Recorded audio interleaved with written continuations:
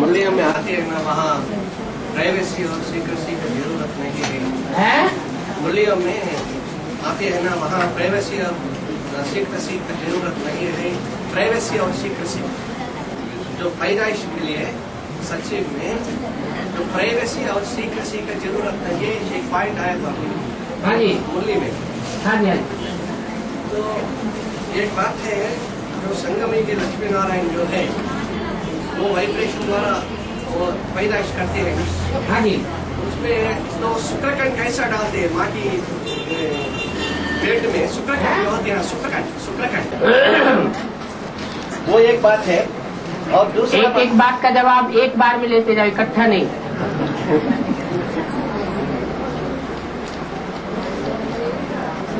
एक होती है स्थूल चीज और एक होती है सूक्ष्म चीज। वाचा स्थूल है या सूक्ष्म है? स्थूल है। और वाइब्रेशन सूक्ष्म है। वाइब्रेशन का अणु नहीं बनाया जा सकता। क्या अणु माना स्थूल चीज? क्या? हाँ, स्थूल चीज नहीं है ना, उसका अणु नहीं होता, लेकिन फिर भी शक्तिशाली होता है। इसी तरह से जैसे पपीते का वृक्ष है, पौधा है, वो मीलों दूर से नर और मादा अपना वाइब्रेशन खींच लेते हैं। स्थूल रूप में कोई शुक्राणु नहीं होता। और पपीते का फल पेट के लिए बहुत मुफीद होता है। मुफीद माना सुखदाई, पेट को शुद्ध करने वाला होता है। कोई प्रकार का प्रदूषण पैदा नहीं होगा। ऐसे ही ये जो वाइब्रेशन का शुक्राणु है, ये नई सृष्टि के लिए चढ़ती कला है, गिरती कला में नहीं ले जाएगा। और सत्युग के आदि से ही राधा और कृष्ण जैसे बच्चे एक दूसरे को दृष्टि से देखेंगे।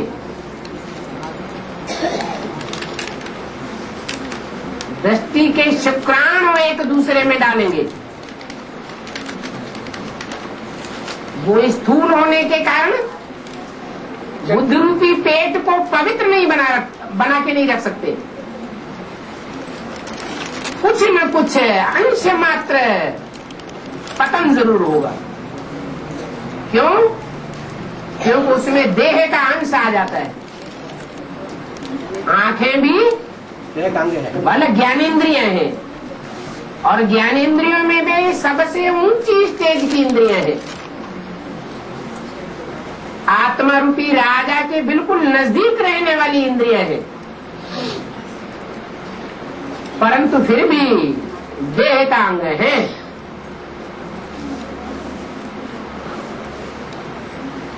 दृष्टि से सृष्टि भी सुधरती है, परंतु मनुष्य की दृष्टि से सृष्टि नहीं सुधर सकती।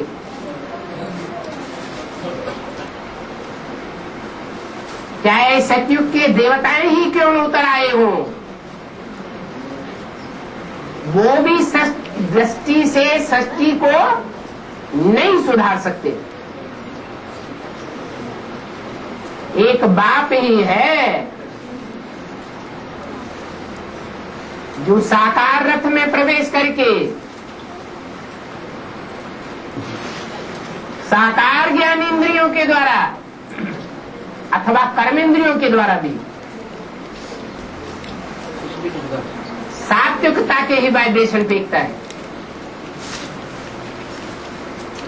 सात्विक संग का रंग ही लगाता है, कुसंग नहीं लग सकता, तामसी नहीं बना सकता। उसके इस काम के कारण ही उसका नाम क्या पड़ा है? अमोघवीर। है? अमोघवीर जी। नहीं, वो तो एक गुण बता दिया, विशेष गुण है। सदा से सदा शिव सदैव कल्याणकारी है, दृष्टि से भी कल्याणकारी, वृत्ति से वाइब्रेशन से भी कल्याणकारी, इंद्रियों से भी कल्याणकारी, वाचा से भी कल्याणकारी। कोई भी हालत में, कोई भी स्थिति में, कोई भी परिस्थिति में बाप का संग का रंग कल्याणकारी हो ही नहीं सकता। इसलिए उसका नाम काम के आधार पर शिव है, और कोई आत्मा को शिव नहीं कहा जा सकता।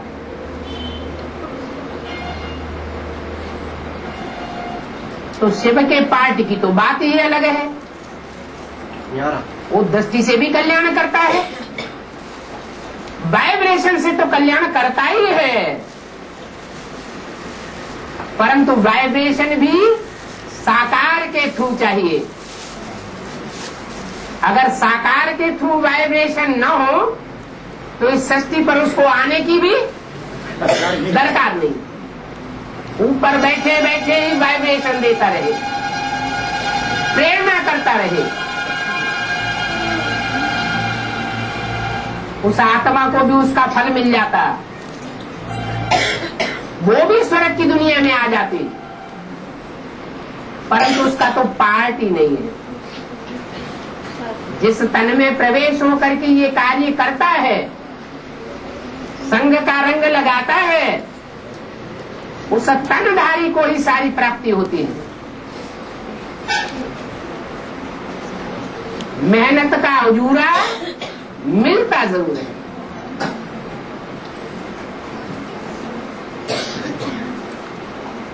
तो मानवीय आत्माओं की कर्मेंद्रियों में, ज्ञानेंद्रियों में चाहे कोई भी स्टेज में रहे हो,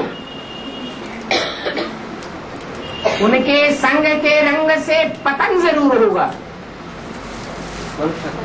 सतयुग में भी पतन होता है या नहीं होता है? होता है, हैं?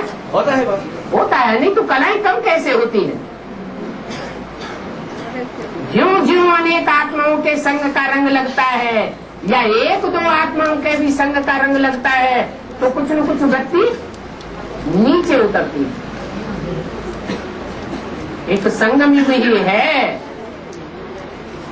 जिसमें परमपिता परमात्मा मुकर्रर रथ में प्रवेश करके दृष्टि से सारी सृष्टि का उद्धार करता है, और उसी तन के वाइब्रेशन के द्वारा जो जो आत्मा है उस वाइब्रेशन को निमित्त लेने लायक बनती है, मना अच्छा पुरुषार्थी बनती है। जैसे कि 12 शिवलिंग गाए हुए हैं,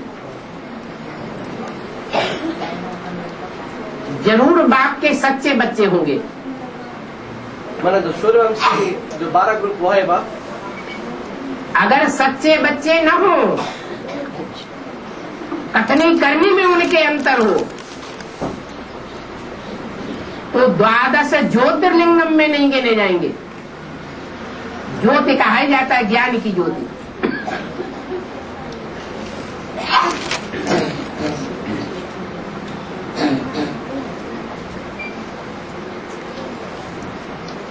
नंबर 12 आत्माएं हैं जो माला के मणके बनती है, सब कल्याण करने वाले हैं, लेकिन कोई एक का आधार लेकर के नहीं रहा जा सकता।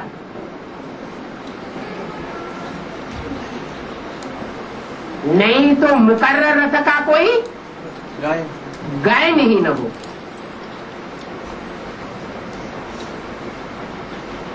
और आगे क्या बोल रहे थे?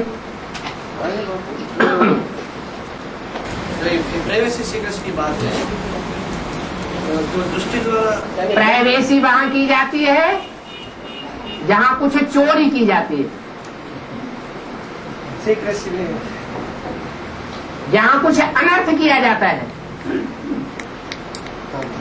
अकल्याण स्पष्ट दिखाई पड़ता है, कमजोरी दिखाई पड़ती है, पतितपना देखने में आता है, तन की शक्ति क्षीण होते देखी जाती है, तो प्राइवेसी की जरूरत होती है। और सचिव कहता है कि मैं ऐसा की दरकार नहीं है ना बाप, प्राइवेसी की क्या दरकार है? कोई खराब काम कर रहे क्या? खराब काम कर रहा है, लेकिन तो देह का भान कुछ होता है ना, देह होती नहीं वहां,